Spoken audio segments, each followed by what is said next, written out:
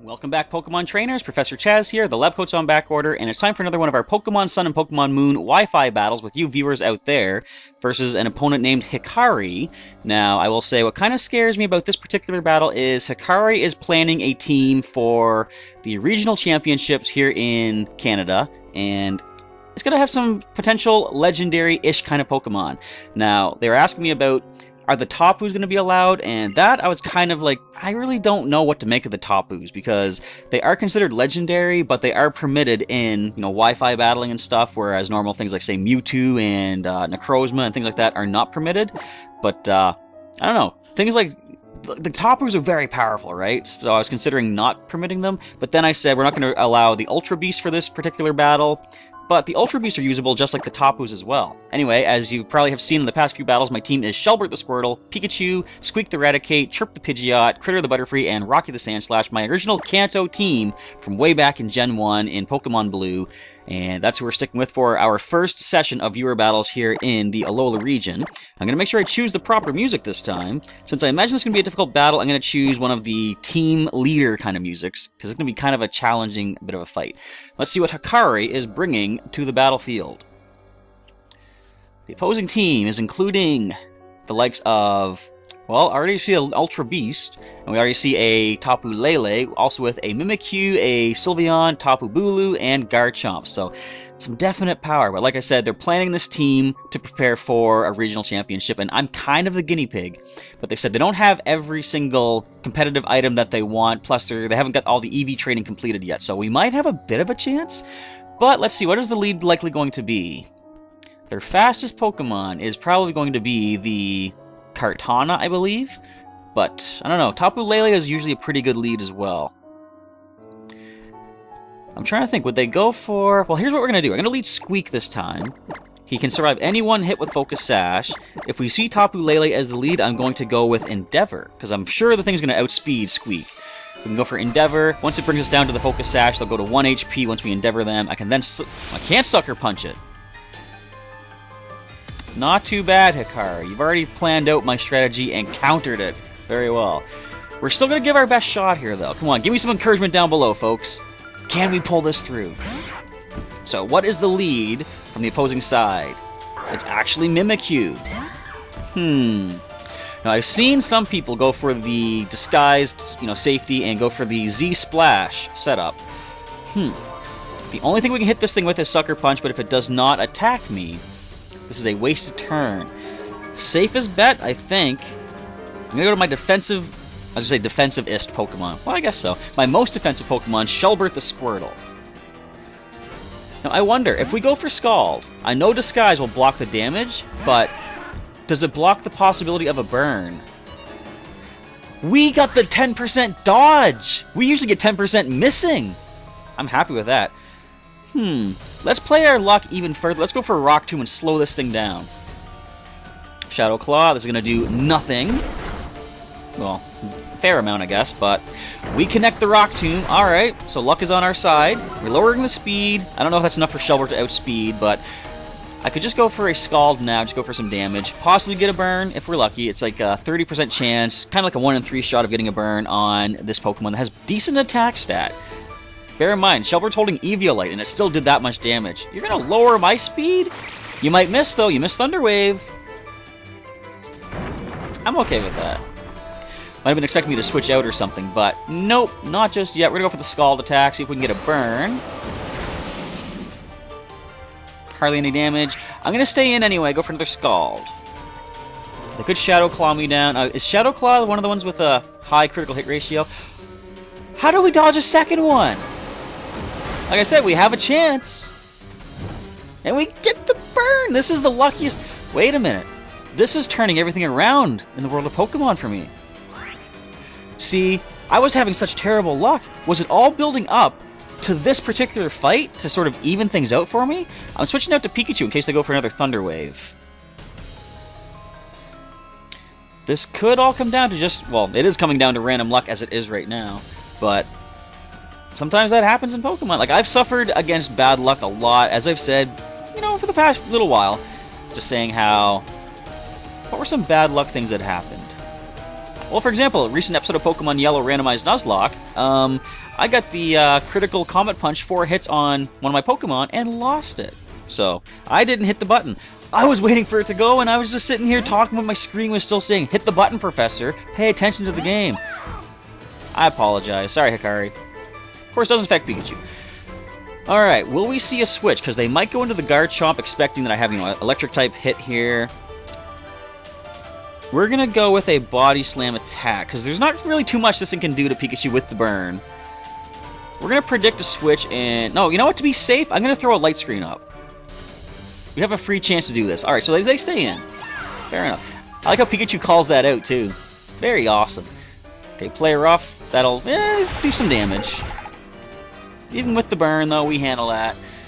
But we see a Light Ball boosted not Thunder Wave, Discharge, get the knockout.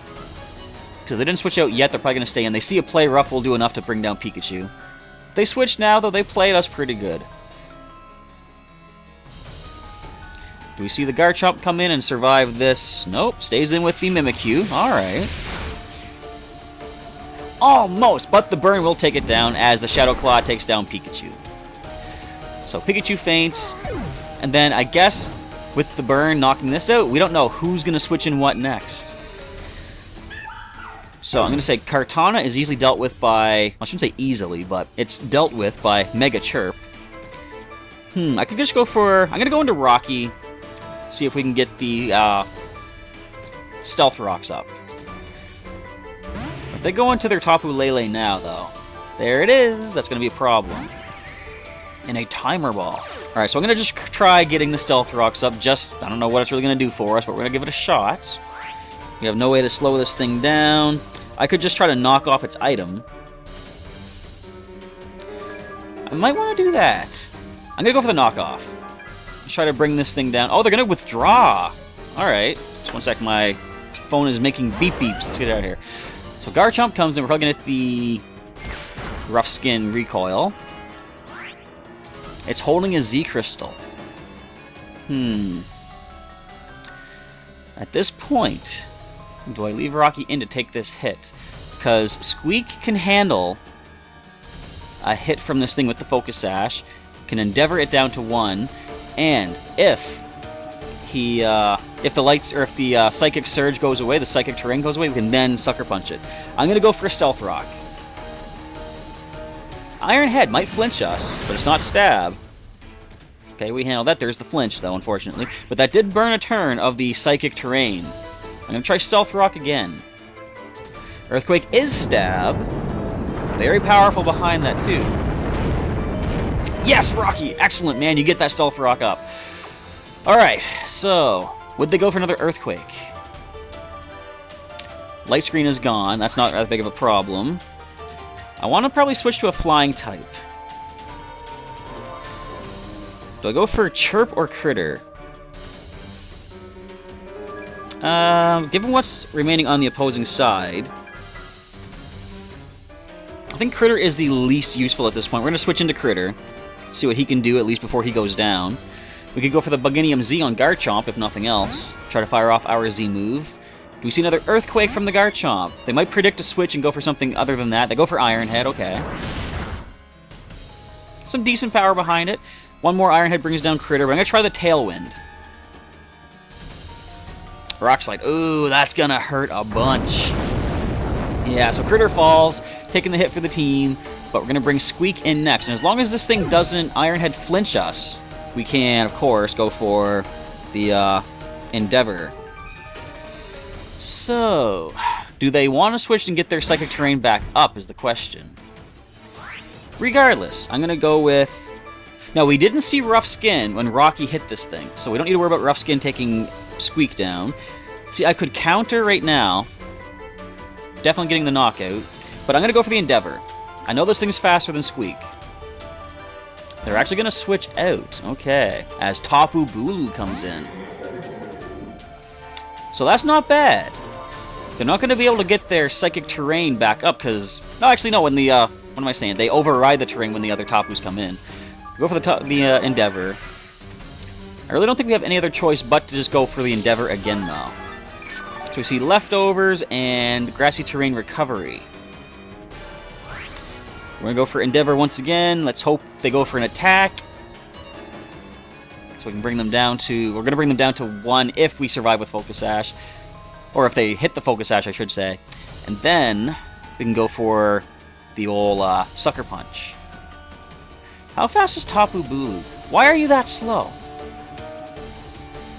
Very clever. They don't want to bring me down to that Focus Sash. Alright. A little bit of grass recovery here. So we are faster than this, we see. I'm going to go for the double edge right now. Now, they're probably put me in range to knock me out is the problem. Let's get off as much damage as possible. Fair amount. Not as much as I would have liked, but we see Zen Headbutt is probably going to be the knockout at this point. Yep, alright, down goes Squeak. Curses! The Focus Sash counter combo didn't pull through. Well, if we're seeing some Tapu action here, I think it's about time we get some Mega action on my side. Let's go ahead and bring in Chirp. Can Tapu Bulu learn rock moves? That's the concern. For starters, I'm not going to Mega Evolve just yet. If I do, I'll get the No Guard ability, and if they have like Rock Slide, Rock Tomb, something like that, they're going to be able to hit me no matter what. I'm going to stay as regular Chirp and go for Tailwind first of all. Seeing that Squeak was faster than Tapu Bulu, I'm pretty sure Chirp is going to be faster as well. They might be switching out at this point, though. I'm getting really into this one. Not that I wasn't getting into the other ones, of course, but this one's keeping me on my toes a little bit more, because of course we have bigger threats here in the Tapus, and of course there's that Kartana Ultra Beast waiting in the reserves, too. What is the move, Hikari? Tapu Bulu does withdraw, as we see. Garchomp comes back in. Little tiny bit more Stealth Rock damage. It hasn't even taken that yet, has it? No, Rocky put it up while it was in, so... We're gonna get the Tailwind up. We are now quicker. Now... I'd say it's now or never. We're going to go for the Mega Evolution and go into our Mega Pidgeot with Hurricane. Why did I hit Pokemon? That was a mistake. I'm going to fight. I'm going to Mega Evolve. We're going to fire up a Hurricane. If not getting the knockout, we could at least confuse it. If we're lucky. Give it everything you got, Chirp. Come on. We know this thing has Rock Slide. And it is going to land it on you now with the No Guard. Don't think you're going to survive it. Garchomp survives that, unfortunately. And Rock Slide, come on, it's not Stab. You got this, buddy. Attaboy, Chirp. Good stuff, man. Alright, so another Hurricane brings down Garchomp. Are they going to expect that and do the switch, though? And if so, is there a better attack to go for? They might want to go for the Kartana now, because it resists... It doesn't resist flying, it's neutral. Yeah, nothing here resists flying, so I'm going to go into... I'm going to keep going with the Hurricane. We're going to get the knockout on Garchomp if it stays in.